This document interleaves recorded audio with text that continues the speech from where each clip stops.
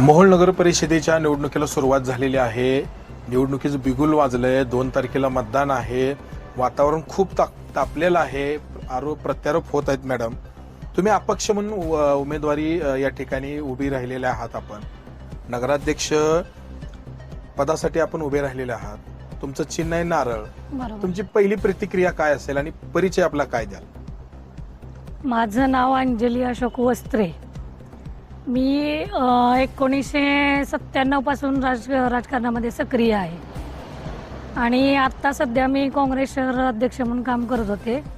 माझी काँग्रेस पक्षातून उमेदवारी डिक्लेअर पण झाली होती, पण शाहीन शेख यांनी कोणाला तरी मॅनेज होऊन त्यांनी ऐन टायमाला माझा AB फॉर्म चोरीला गेला म्हणून सांगितलं. त्यामुळं मला अपक्षमधून भरावा लागला अर्ज. आणि माझं अशी जिद्द होती की मला माझ्या वडिलांच्या नावासाठी लढायचंच होतं. मला कुठंतरी माझ्या वडिलांच्या नावाला न्याय द्यायचा होता, म्हणून मी अपक्ष का होईना भरायचं पण लढायचं असं मी ठरवलं. त्यामुळे मी या निवडणुकीच्या रिंगणात उतरले. काय सांगाल सध्या परिस्थितीला मोहोळ शहराच्या विकासाबाबत? तुम्हाला काय वाटतंय? मोहोळ शहराचा विकास तर सध्या सगळ्यांच्या समोरच आहे. मोहोळ शहरामध्ये विकास झालाय कुठं आणि आपण म्हणू शकत नाही की मोहोळ शहरामध्ये विकास झालाय, कारण रोडची समस्या तशीच आहे, पाण्याची समस्या आहे, गटारींची समस्या आहे, शैक्षणिक समस्या आहे, दळणवळणाची समस्या आहे, काम लोकांच्या हाताला काम नाही आहे, तालुक्याचं ठिकाण आहे, तालुक्यामधून आजूबाजूच्या खेड्याची लोक आपल्याकडे इथं कामाला यायला पाहिजेत. पण परिस्थिती अशी आहे की मोहोळ शहरातल्या लोकांना बाहेर कामाला जायला लागतं. MIDC सारखा एरिया आपल्या मोहोळ शहरामध्ये आहे, चंद्रमोळी आहे, तरी सुद्धा त्या MIDC एरियामध्ये बाहेरील लोक येऊन काम करतात. परंतु मोहोळ शहरातल्या लोकांना, युवकांच्या हाताला काम इथं अजिबात नाही आहे. आणि ह्या परिस्थितीला जवळजवळ आपल्या इथले राजकीय नेते सुद्धा कारणीभूत आहेत. कारण प्रथम नगराध्यक्ष होऊन गेले, द्वितीय नगराध्यक्ष होऊन गेले. प्रथम नगराध्यक्षांनी पण काय केलं हे तुम्हाला माहिती आहे. ते आत्ता जाहीरनामा जाहीर करतायत की आम्ही असं करू, शिक्षणात हे करू, आम्ही महिलांच्या हाताला काम देऊ, आम्ही क्रीडा संकुल काढले, आम्ही अमकं केलं तमकं केलं. मग हे सगळं त्यांनी आत्ता जाहीरनामा प्रसिद्ध करतायत. मग जे त्यावेळेस नगराध्यक्ष होते त्यावेळेस का नाही केलं ह्यांनी, हा माझा प्रश्न आहे त्यांना. की तुम्ही नगराध्यक्ष होऊन गेलात, तुम्ही ते नगराध्यक्ष पद बघून गेलात, त्या टायमाला सोयी सुविधा तुम्हाला करता येत नव्हतं का? मेन रोड सुद्धा मोहोळचा व्यवस्थित नाही. मेन रोडला एवढंच काय साधे प्रश्न आहेत सर. आपला जनावरांचा, मोकाट जनावरचा वाढता उपद्रव आहे या ठिकाणी. ती मोकाट जनावरांची सुद्धा व्यवस्था इथे लावली जात नाही. गटारी आता तुम्ही बघाल तर वाटलं तर तुम्ही तिथं एक जाऊन शूटिंग घेऊन या कुंभारखानीमध्ये 10 नंबर वार्डामध्ये पाणी अक्षरशः त्या लोकांनी रोडवर सोडलेलं आहे. प्रत्येक प्रभागामध्ये ही परिस्थिती आहे.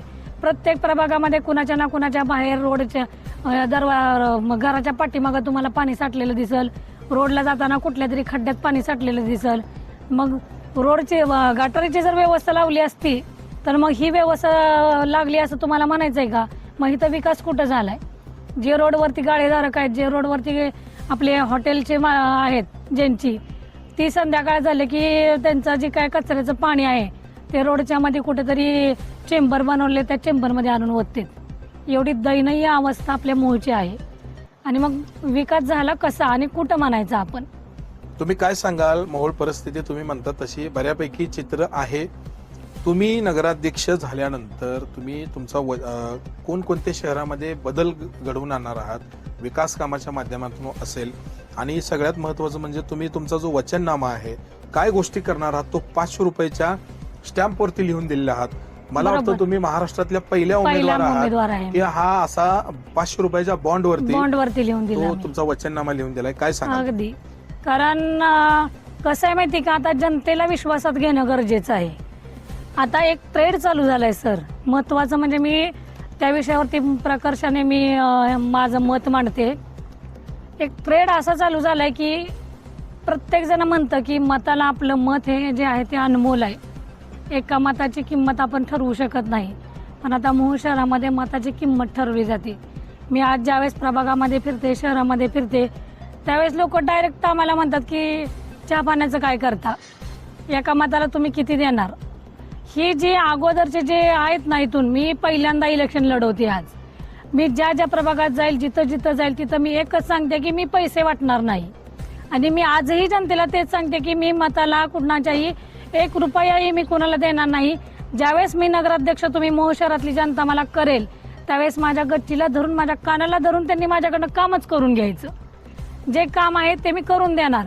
आणि माझा वचननामा असा आहे की मोहोळ शहरामध्ये आता निवडून आले की परंपरा आहे आता ती, म्हणजे पहिल्यापासून चालतच आलेलं आहे ते. काय नगरसेवकांनी कंत्राट द्यायचं, हे कंत्राटदार जगवायचे, त्यांच्याकडून टक्केवारी घ्यायची, त्या टक्केवारीमध्ये आपण हे करायचं. ते तसं नाही आपण करणार. कंत्राटदार माणूस जनता ही माझा वचननामा आहे.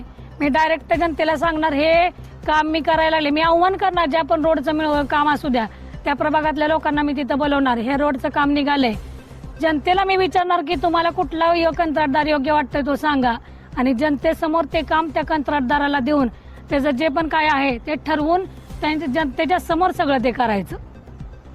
कंत्राटदाराला परत स्वच्छ आणि स्पष्ट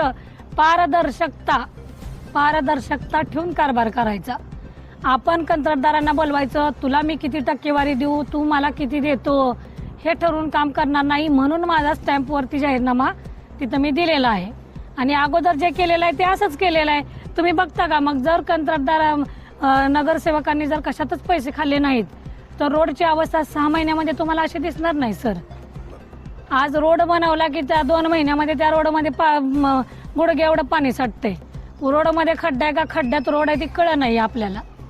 धुळीचं साम्राज्य भरपूर आहे, धूळ आहे. आणि आज हेच ओरडतायत की मोहोळ शहरामध्ये विकास नाही, मोहोळ शहरामध्ये असं आहे, मोहोळ शहरामध्ये तसं आहे. तुम्ही सांगता कुणाला? हे सांगणार आहेत कुणाला?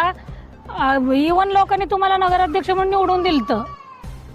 तुम्ही जनतेसमोर मांडायचंय आता की मी नगराध्यक्ष असताना मी एवढं केलंय आणि आता इथून पुढे मी असं करणार आहे. हे त्यांनी आपल्याला सांगायचंय. पण आज तेच आज जनतेला म्हणतात की विकास झालेला तुम्हाला कुठं दिसतंय का? आम्ही कसं सांगणार आहे? तुम्ही नगराध्यक्ष होतात, तुम्हीच आम्हाला सांगा की विकास कुठं आणि कसा करायचा होता ती. तुम्हाला काय सांगता येईल विकासापासून भरकटलेला प्रचार आणि वेगवेगळ्या गोष्टी विकासाच्या सोडून या ठिकाणी मोहोळ शहरामध्ये आपल्याला ऐकायला मिळतात, बघायला मिळतात. काय सांगता येईल तुम्हाला? अगदी बरोबर आहे तुमचं म्हणणं. मोहोळ शहराच्या अगदी आपली नगरपालिकेची निवडणूक लागलेली आहे. मोहोळ शहरातल्या जनतेचा विचार होत नाहीये, मोहोळ शहरातल्या रस्त्यांचा विचार होत नाहीये, विकासाचा विचार होत नाहीये. उपमुख्यमंत्री साहेब या ठिकाणी येऊन प्रचार सभा करून गेले. त्या ठिकाणी फक्त शहराचा विकासाचा प्रश्न मांडण्यात आलेला नाही, काय नाही. फक्त येऊन जाऊन आता सध्या फक्त मुद्दा इलेक्शनमध्ये येतोय तो पंडित देशमुख खून प्रकरणाचा. का पंडित देशमुखचं खून प्रकरण किती वर्ष झाली? ज्यावेळेस आता मी तुम्हाला आवर्जून या ठिकाणी उल्लेख करते, ज्यावेळेस पंडित देशमुखचा मर्डर झाला, पंडित देशमुखांचा साहेबांचा खून झाला, त्यावेळेस मी शिवसेनेमध्ये शहराध्यक्ष म्हणून कार्यरत होते. त्यावेळेस सन्माननीय अगोदरची जी माणसं होती ती त्याच राजनजी पाटील यांच्या पक्षातच होती. मग त्यांना हे प्रकरण बाबा हे पंडित देशमुखांचा मर्डर आता होणार आहे, आमकामक होणार आहे, आता मोहोळमध्ये असं वारं फिरणार आहे, ह्या सगळ्या गोष्टींची कल्पना नव्हती का? असणार आहे, सगळ्यांना असणार होती कल्पना त्याची. तरी पण ते वादळ तेवढं पेटलं का? पेटलं कशामुळे पेटलं? त्यावेळेस तेवढा सखोल विचार झाला. त्यावेळेस ही सगळी लोक गाव सोडून निघून गेली का आता पंडित देशमुखांचा मर्डर झाला म्हणून. आणि आज त्याच पंडित देशमुखांच्या ह्याच्यावरती त्यांचा मुद्दा घेऊन आज इलेक्शनमध्ये राजनजी पाटील यांच्या विरुद्ध बोलून या मतं मिळवण्याचा हा ट्रेड चालू झालाय असं मी प्रकर्षाने माझं मत मी या ठिकाणी मांडते. मुद्दा दुसरा ते घेतच नाहीयेत. काय विकासाचा मुद्दा घ्या, मोहोळ शहराचा मुद्दा घ्या, शिक्षणाच्या सवलती झालेत का बघा, कामाचं काय झाले का बघा, महिलांना काम आहे का बघा, बचत गट एवढे मोठे आहेत, बचत गटातल्या महिलांना काय आर्थिक सहाय्य देता येतंय का बघा, कुणाला तुम्हाला शिक्षणाचं काय करता येतंय का बघा. हे कुठलेही मुद्दे महत्वाचे मानले गेलेले नाहीत. येऊन जाऊन येतात स्टेजवरती आमदार राजन पाटलांनी हे केलं. मी त्यांची समर्थक नाही असं म्हणायचं नाही मला. मी एक अपक्ष उमेदवार आहे. माझं म्हणणं असं मी म्हणत नाही की बाबा ते राजन पाटलाच्या मुद्द्यावर त्यांनी बोलू नये. पण माझा मुद्दा काय आहे की मोहोळ विकासापासून तुम्ही विकास केलाय का मोहोळ शहराचा? माझं म्हणणं एकच आहे की तुम्ही प्रथम नगराध्यक्ष होऊन गेलात, शाहीन मॅडम द्वितीय नगराध्यक्ष होऊन गेल्या, त्यांनी काय कामं केली, विकास काय केला आणि कुठं केला. फक्त येऊन जाऊन पंडित देशमुख खून प्रकरणाच्या बद्दल बोललं, राजन पाटलांच्या विरुद्ध बोललं, कुणाला टीका टिप्पणी केली म्हणजे आपल्याला मूळमधली मतं मिळणार, हा मुद्दा योग्य नाहीये सर. आणि आज त्याच पंडित देशमुखांच्या मुलाचं मुबाटा गटातून तिकीट कट झालं होतं. मग का ह्यांना जर एवढं वाटत होतं पंडित देशमुखावरती अन्याय झालाय, असं झालंय त्यांच्यावरती अन्याय, मला मान्य आहे त्या घरावरती खूप मोठा अन्याय झालेला आहे. आज पंडित देशमुख, मी शिवसेनेमध्ये असताना त्यांच्याबरोबर मीही काम केलेलं आहे. ते माझ्यासाठी, माझे जसे वडील आहेत तसे माझ्यासाठी ते पण आहेत. पण आज मग त्यांच्या मुलासाठी तुम्ही काय करताय? त्यांच्या मुलाचा तिकडं अर्ज बाद झाला होता, तुम्ही तुमच्या पक्षातून त्यांना उमेदवारी देऊन त्यांना न्याय द्यायचा का? त्यांच्या वडिलांचा मुद्दा उपस्थित करून तुम्ही तुमची मतं मिळवायचं बघायचं, हे चुकीचं आहे सर. तुम्हाला काय वाटतंय, विश्वनाथ शिवराज वस्त्रे ते पत्रकार सुद्धा होते हो, अगदी, आणि अगदी, अशोक अगदी. विश्वनाथ वस्त्रे महाराज यांचं सुद्धा वलय मोहोळ शहरामध्ये खूप मोठं खूप आहे, खूप त्यांचा आहे. सुद्धा फायदा या निवडणुकीमध्ये तुम्हाला कसा होईल? नक्कीच होईल, कारण माझे आजोबा जे होते ते ज्येष्ठ पत्रकार होते, संचारचे पत्रकार होते. 12 जिल्ह्यावरती त्यांची सरचिटणीस म्हणून निवड होती. काँग्रेसचे ते उत्तम पदाधिकारी होते. माझ्या आजोबांनी काँग्रेसमधून निवडणूक जिंकली होती. गावचे ते 20 वर्ष सरपंच होते. त्यांनी भरपूर चांगले समाज उपयोगी पण माझ्या आजोबांनी पण कामं केलेली आहेत. माझ्या वडिलांनी पण, माझे वडील आदरणीय दीपकजी गायकवाड आणि सीमाताई पाटील यांच्या शिवसेनेमध्ये होते. त्यावेळेस त्यांनी शिवसेनेमध्ये असताना आज तेही लोक मान्य करतायत, माझ्या वडिलांचं अस्तित्व तेही लोक मान्य करतायत. तेही म्हणतायत की आम्ही अण्णांना मानतो. माझ्या वडिलांना मानणारा वर्ग इथं भरपूर आहे आणि आज माझ्या वडिलांना न्याय देण्यासाठीच मी या निवडणुकीच्या रिंगणात उतरलेली आहे. कारण ऐन वेळेला जरी माझं काँग्रेसमधून माझं तिकीट जरी कट झालेलं असलं तरी बऱ्याच लोकांना वाटत होतं की मी अपक्षमधून न लढता माघार घेऊन मी आहे. आता माझी बहीणच आहे सिद्धी वस्त्रे, तिच्याबरोबर मी साथ देऊन लढावा अशी त्यांची इच्छा होती. परंतु नाही, मला माझ्या वडिलांच्या नावासाठी लढायचं होतं म्हणून मी लढते. बाकी या ठिकाणी काही नाही. आणि माझी बहीण जी आहे ती अगदी आत्ता शाळेतून बाहेर आलेली मुलगी आहे. ती एकदम व्यक्तिमत्व एकदम तिचं छान आहे, पण तिला फक्त एक शोभीची बाहुली बनवतायत ही लोक, ह्याचं मला अतिशय वाईट वाटतंय.